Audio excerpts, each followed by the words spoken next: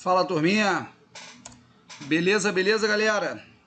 Esse videozinho vai ser um vídeo rápido, onde o objetivo é a gente conversar um pouquinho sobre os conteúdos iniciais da genética, beleza? Ele tem um foco direcionado às minhas turmas de 9º ano, mas ele é livre, né, para que quem puder e quiser assistir um pouquinho rapidamente. A gente vai falar um pouquinho sobre as leis de Mendel e sobre a genética. Então a gente vai perceber o seguinte: é evidente que eu olho para mãe e filha e eu percebo características muito semelhantes, correto? A Sandy e a mãe. Por outro lado, a gente também olha para essas duas menininhas que são irmãs gêmeas e que apresentam fenótipos, expressões distintas. Ainda também que a gente consegue olhar para as duas e perceber que os traços do rostinho são muito parecidos. Muito bem, turminha. Sobre o que a gente vai falar um pouquinho? Sobre o que compõe todo esse contexto. Observem que nós, seres humanos, somos formados por 23 pares de cromossomos. E esse conjunto dos nossos cromossomos chama-se cariótipo. Então, por exemplo, a gente, do cromossomo 1 até o par 22, independente se homem ou mulher, nós temos cromossomos semelhantes. É a região que a gente chama de autossômica, que independe do sexo de nascimento, beleza? Já o par 23, que é específico para homem e mulher. Então, apenas o par 23 que nós vamos conseguir diferenciar o sexo, beleza? Então, por exemplo, o que se espera de um ser humano cujo cariótipo seja dentro do padrão da população, conforme os principais, que tenha exatamente 46 cromossomos divididos em 23 pares. Porém, existem algumas alterações genéticas provocadas em especial na hora da reprodução celular, na hora da divisão celular, no processo de meiose, que pode gerar alguma anomalia nessa disposição cromossômica. E essa anomalia pode provocar a diminuição, ao invés de 2 cromossomos, eu ter apenas um, que seria uma monossomia, por exemplo, ou pode provocar o que é o caso da síndrome de Down, a inserção de um cromossomo excedente. Então, por exemplo, as pessoas que têm síndrome de Down, ao invés de 46 cromossomos, têm 47. Por quê? Porque no 21, ao invés de ter um par, eu tenho 3 cromossomos. Então, é uma alteração genética. Muito bem, turma. Então, qual é a ideia? Nós temos genes alelos. Esses alelos são genes de uma mesma região que são responsáveis por alguma característica. Então, por exemplo, quando eu observar na hora da união pai e mãe, na hora da união dos genitores, uma informação vem do pai, uma informação vem da mãe em relação a cada par de alelo. Um vai ser dominante, um vai ser recessivo, nós falaremos adiante. Então, por exemplo,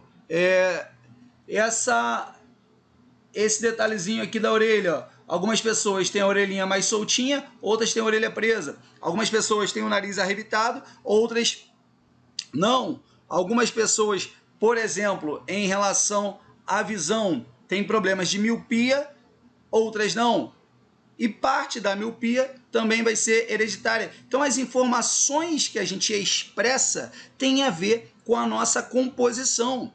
E a nossa composição é nosso aspecto genético, beleza? Então, o nosso contexto genético é o nosso genótipo. Mas a maneira que ele se expressa, a maneira que ele pode ser visto, cor de cabelo, cor dos olhos, tipo de nariz, tipo de orelha, tipo de boca, chama-se fenótipo, que é a expressão do genótipo, beleza?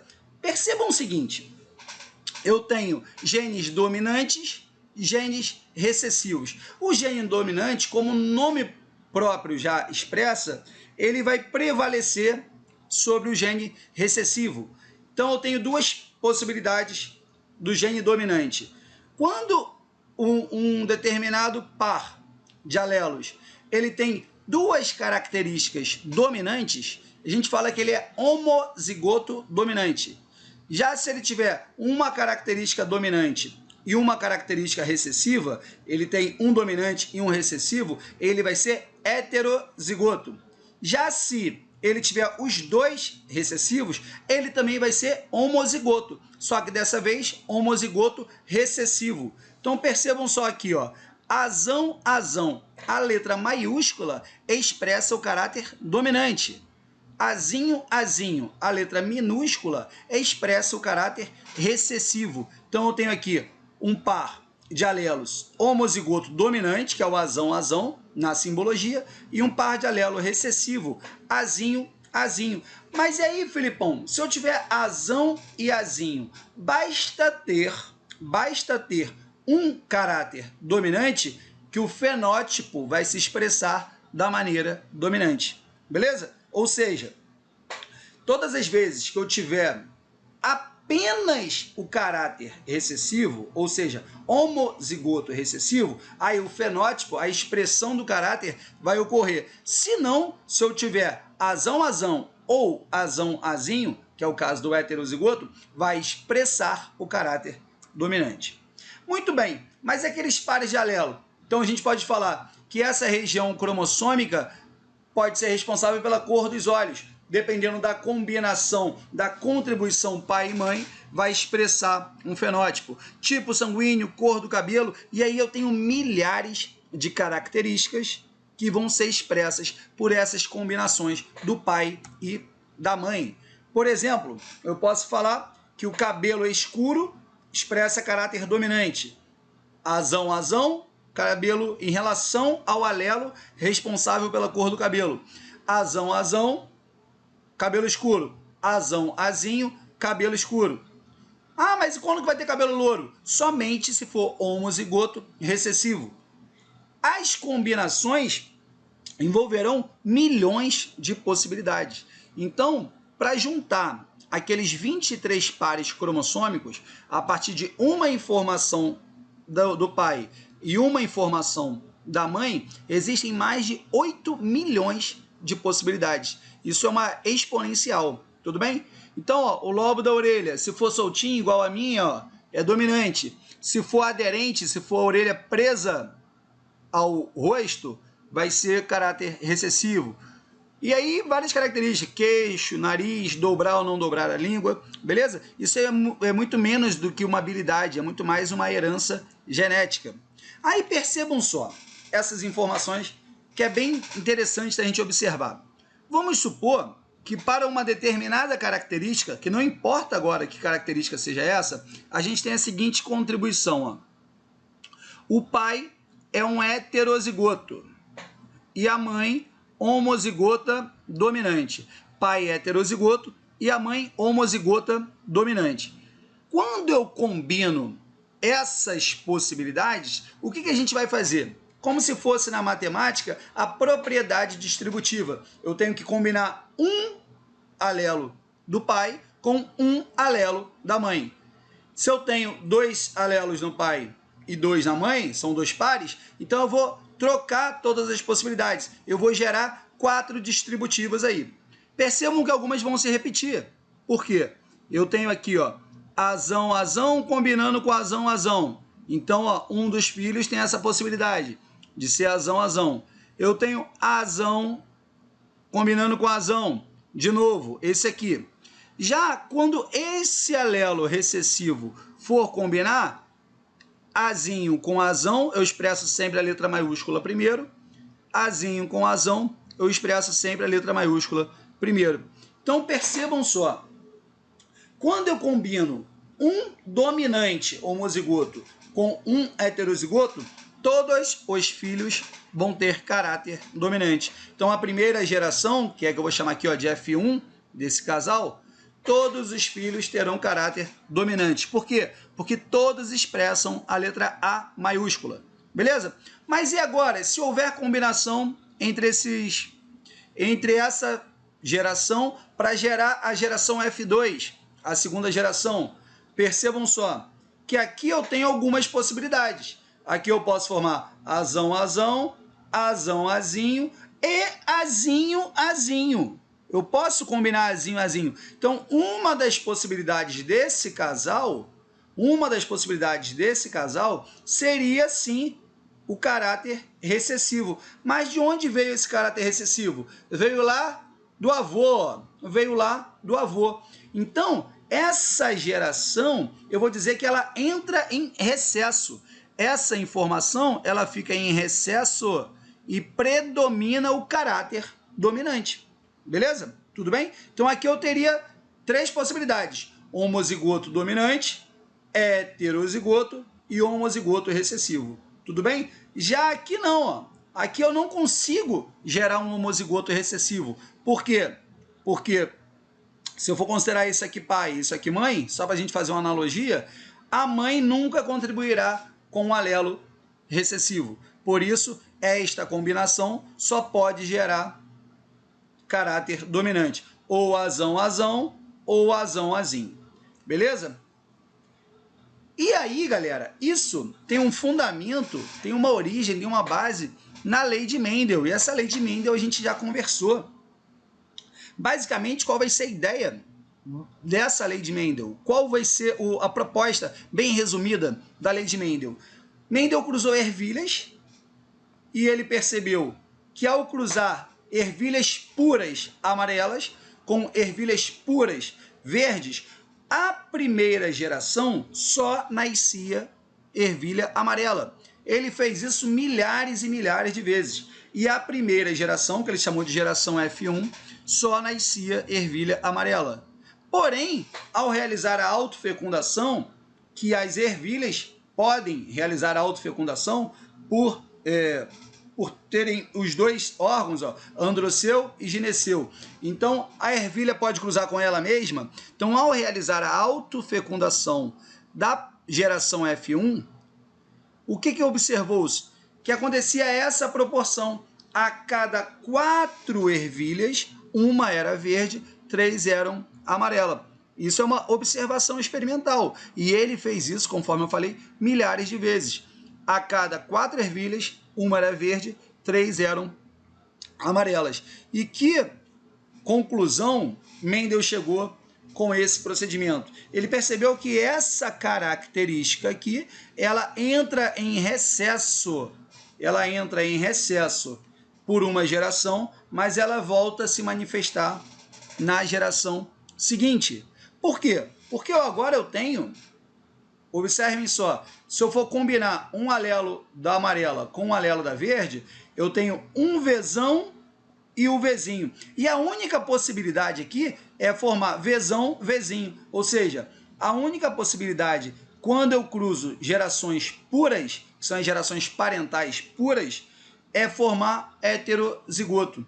E quando eu combino heterozigoto, vamos lá, distributivo, ó, Vzão, Vzão, esse aqui, Vzão, Vzinho, é esse aqui, Vzão, Vzinho, é esse aqui, e finalmente, ó, Vzinho, Vzinho, que é esse aqui.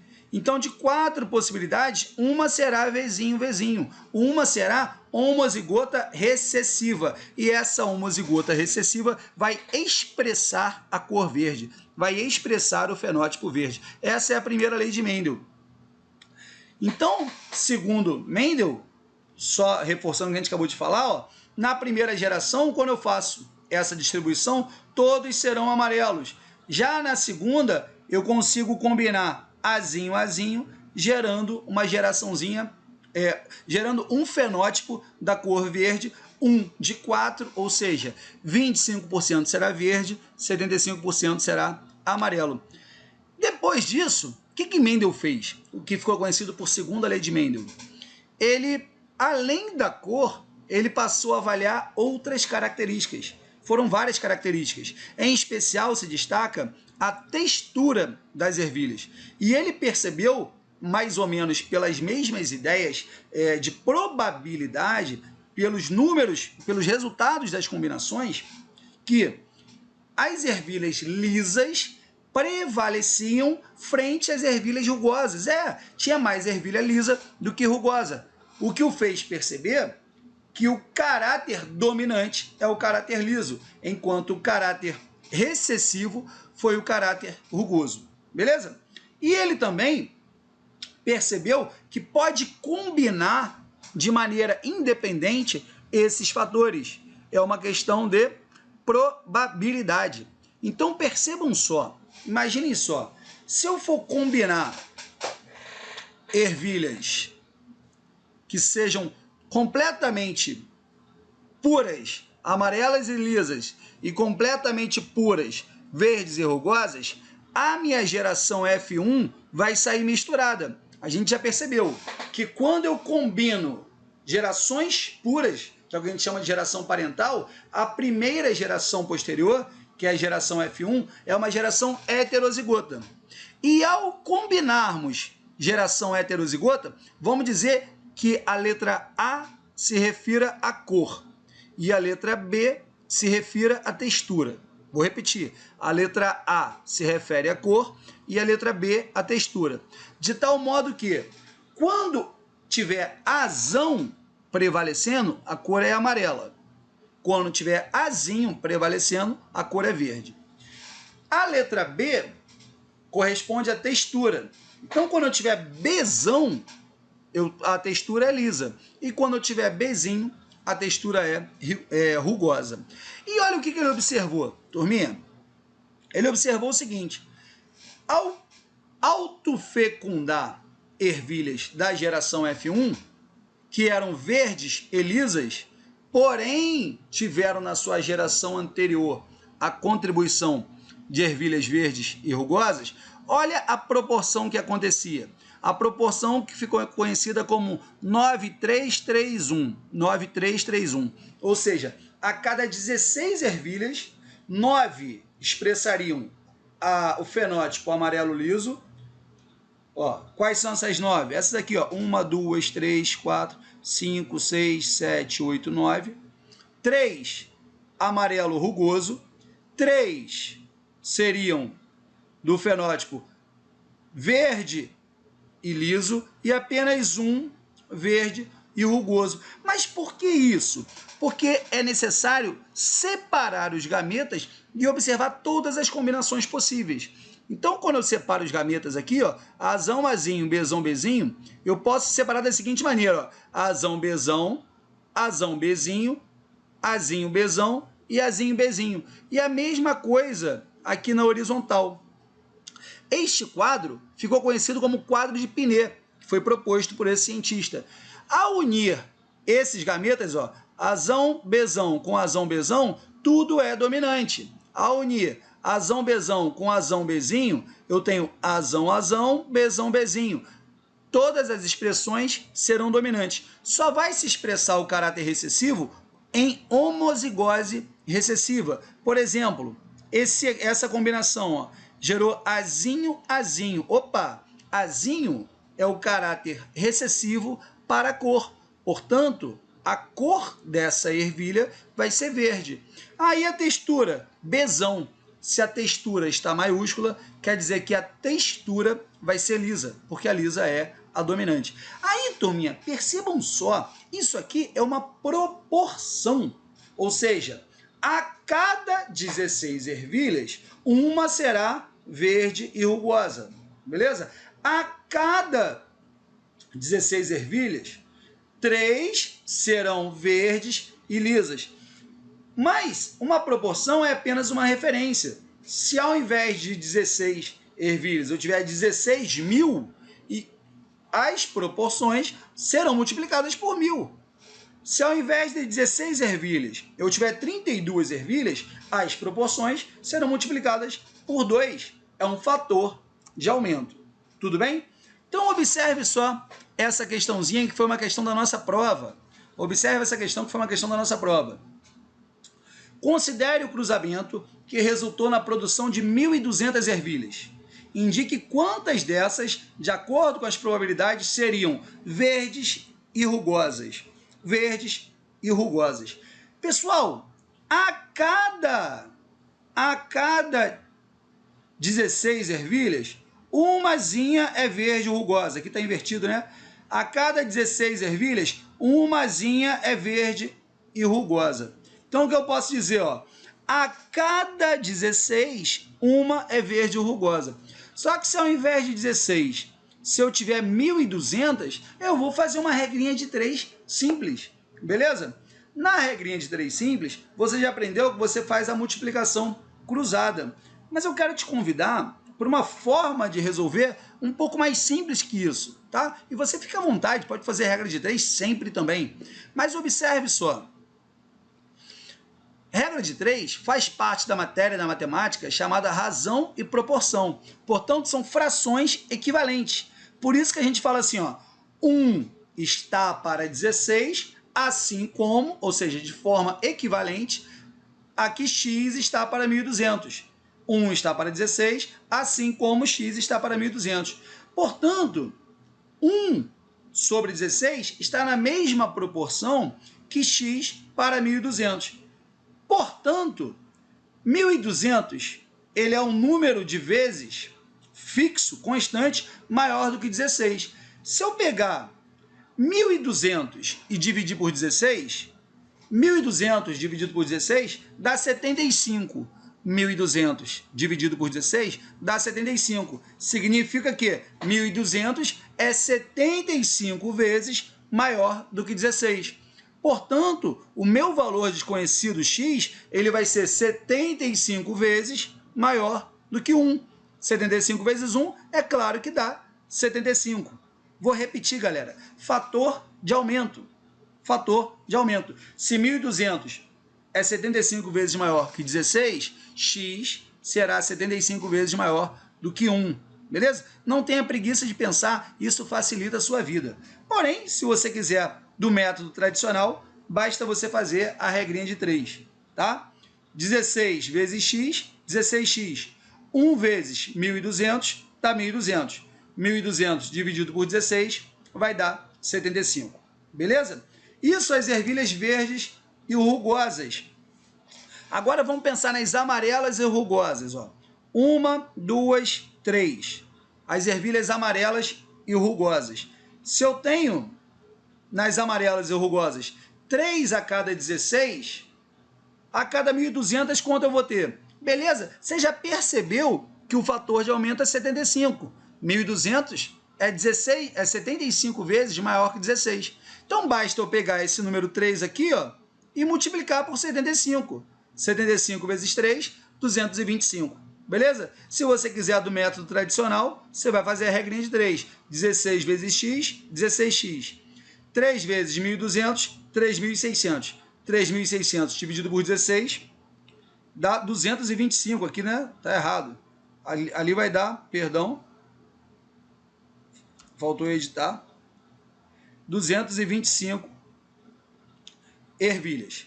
Beleza? 225 ervilhas. Vamos lá.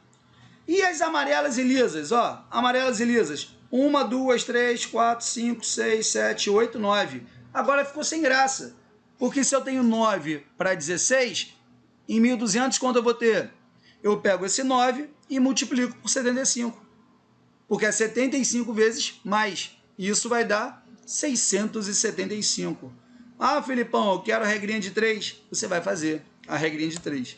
Finalmente, percebam só, quando eu pergunto de 1.200 quantas serão lisas, percebam que independe da cor. Quantas serão lisas? Independente da cor. Beleza. Quantas serão lisas? Essas 9 amarelas, mais essas 3 verdes.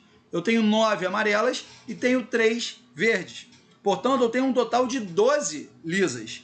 12 de 16. Se a proporção é de 12 para 16, quanto vai ser x a cada 1.200? Tudo bem? Eu pego esse 12, multiplico por 75, eu vou encontrar 900 ervilhas. Tudo bem, galera? Percebam que razão e proporção é bastante simples. Vamos agora rapidamente falar de fator sanguíneo. Fator sanguíneo. O sangue ele pode ser de quantas maneiras? Quantas?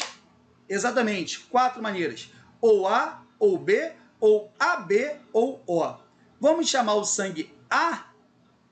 Ele vai ter duas possibilidades. Ou ele vai ser Azão, ou ele vai ser Azão Izinho. Beleza? Esses são os genótipos possíveis. O B, a mesma ideia. Ou será Bzão, ou Bzão Izinho. O sangue O não tem nem A nem B. Então ele é totalmente recessivo. Ele é Izinho, Izinho. E o sangue AB, ele tem tanto A quanto B. Beleza? Tem os dois genes ao mesmo tempo. Lembrando que A exerce dominância sobre Izinho, B exerce dominância sobre Izinho, mas entre A e B não existe dominância. Beleza? Aí, turminha, o que a gente vai perceber? Todas as possibilidades de combinações referentes ao sistema ABO. Percebam que eu tenho aqui, ó, 1, 2, 3, 4, 5, 6, 7, 8, 9, 10 possibilidades diferentes de combinações.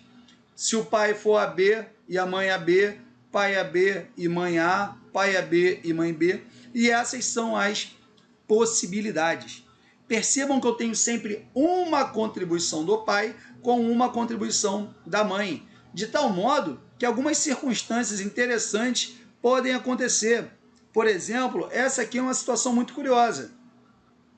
Se o pai for AB e a mãe for O, percebam que os filhos não terão sangue nem igual do pai, nem igual da mãe. Olha que doideira. Se a mãe for O e o pai AB, o filho não pode ter sangue igual a nenhum dos pais. Por quê? Porque a combinação é impossível. Porque se o pai for AB, ele vai contribuir ou com A ou com B. Se a mãe for O, ela só pode contribuir com Izinho. E ao combinar A com Izinho ou B com Izinho, eu só posso gerar filhos A ou B. Perceberam? Então é sempre uma informação vinda do pai, outra informação proveniente da mãe. Mas e essas questões do sangue A, B, O? Qual é a diferença entre elas? Muito bem, basicamente você vai focar na proteína que caracteriza o sangue e na aglutinina, na aversão à mistura. Então o sangue do tipo A, ela tem uma proteína que a gente vai chamar de aglutinogênio A.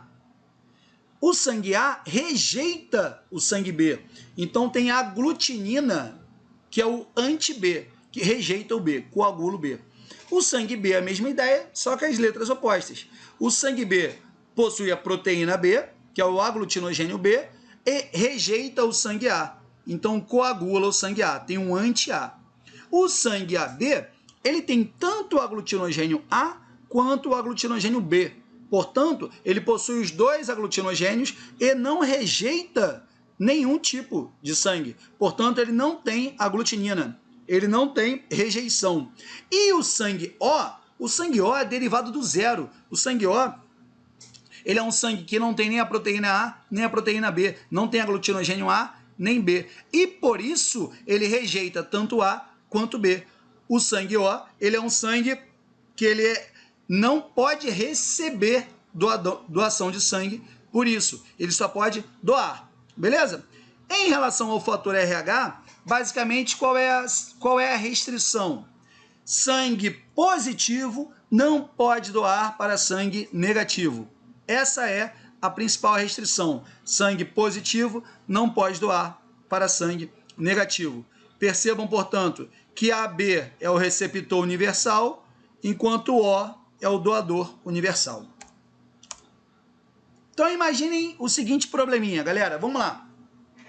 Em ação de paternidade, um homem de renome internacional responde por alegação de ser pai de uma menina, fato que ele não admite. Exames de sangue solicitados pelo juiz revelaram que a mãe era do grupo A, a menina do grupo B e o acusado do grupo O. A menina pode ser filha do acusado? E aí? Pausa o vídeo e responde. Pode ser? Justifique sua resposta. Muito bem, turminha. Observem só.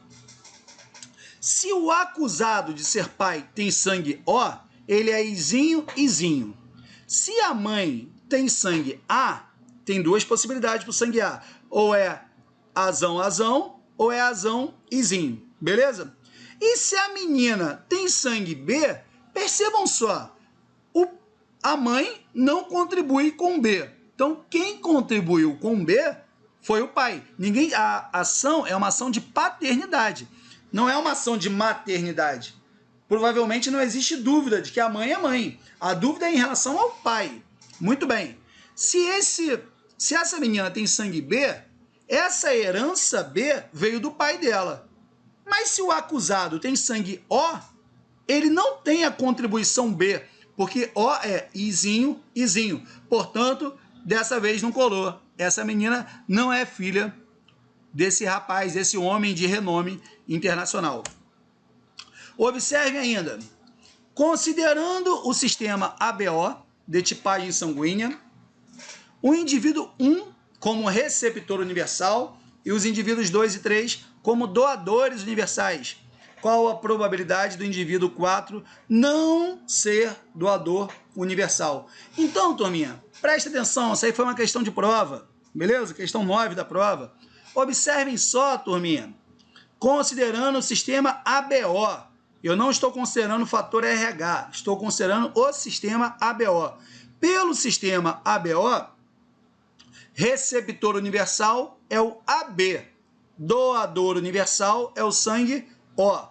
Então, AB, receptor, O, doador. Muito bem. Vamos lá. Vamos olhar esse heredograma. 1 é receptor universal, ou seja, 1 é AB. 2 é doador universal, portanto, 2 tem sangue O. Se 1 é receptor e 2 é doador, eu estou combinando aqui AB com O. Observem só, ao combinar AB com O, eu posso gerar a seguinte possibilidade, ó. Esse carinha aqui, o 3, ele é O, porque 3 é doador universal. Então, esse carinha aqui, ele é O. Ele é Izinho, Izinho. Já esse aqui, ó, ele é filho, esse aqui, ó, ele é filho desse casal. E esse casal é AB combinando com O. Portanto, esse cara aqui, ou ele tem sangue A, ou ele tem sangue B. Por quê? Se o pai dele é AB e a mãe é O, o pai contribuiu ou com A ou com B. E a mãe só pode ser contribuído com Izinho. Ou ele é assim, ó, heterozigoto A, ou ele vai ser heterozigoto B. E essezinho aqui, a gente já sabe que ele é O, ele é doador universal. Portanto, as possibilidades são essas. Dele não ser doador universal é de 1 para 2. Tanto faz se o sangue desse aqui é A ou B. É de 1 para 2. Se é de 1 para 2, a chance dele ser doador é de 50 e a dele não ser também é de 50. Beleza? A chance é a mesma. Os filhos desse casal, eles só poderão ser heterozigotos A ou B. Todos esses três aqui, ó, certamente, eles são heterozigotos, ou A ou B. Isso não vai fazer diferença para o indivíduo de número 4. Beleza? O indivíduo 1, ele é AB, portanto, ele é assim. Os indivíduos 2 e 3, eles são O, portanto, eles são Izinho, Izinho. Beleza? Então, turminha, essa foi uma singela revisão para vocês de heredograma, de fator sanguíneo, de leis de Mendel, para que revise, porque o assunto é muito interessante, o assunto é muito legal. Aproveitem. Quem for fazer prova sobre isso amanhã, quem for fazer adequação sobre isso amanhã, aproveite esse vídeo que foi feito com muito carinho para vocês. E você que está estudando, você que gosta de aprender cada vez mais, fique à vontade, participe, aproveite, se inscreva aqui no canal, deixe like, para que a gente possa seguir produzindo material legal de estudo. Valeu? Beijo para todos e bom estudo!